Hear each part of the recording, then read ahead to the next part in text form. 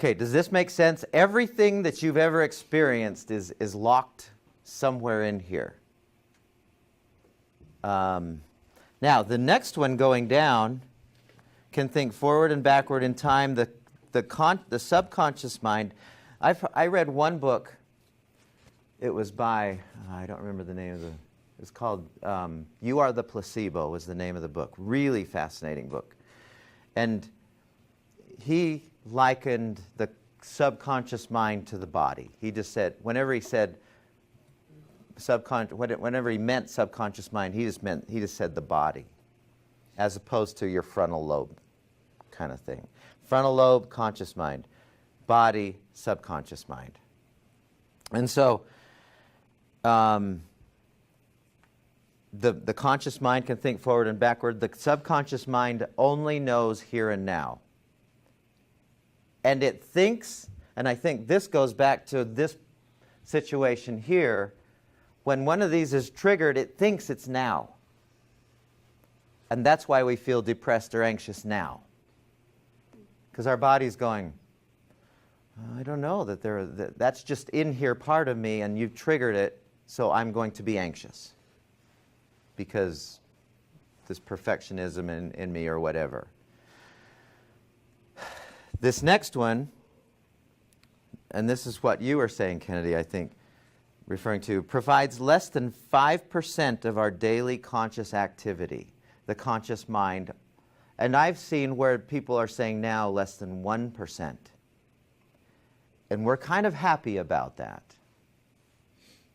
Can you imagine having to relearn how to eat every day, how to relearn how to write? Let's try it. This is fun. I want you to turn this paper over so you got the blank side. Now, I want you on your paper to write, my name is, but don't start yet. Don't start yet because I'm going to time you. My name is, and then write, sign your name, and then, no, okay, do it this way. My name is, and then put your name, and I am a healthy and happy person, and then sign your name. Okay, don't start yet. Don't start yet. So, my name is blank, and I am a healthy and happy person, and then underneath, sign your name how you would sign your name. Okay, ready? Go. Just write how you normally would. And then when you're done, put your pen on the table so I can see that you're done. Okay, so now switch hands. Put your pen, so maybe subconsciously you read my mind and jumped ahead. That is interesting. Okay, in your non-dominant hand, I want you to write the same sentence and your signature as clearly as you did the first time, as accurately as you did the first time. Yeah. Ready? Go. Who's still going? Still got a couple.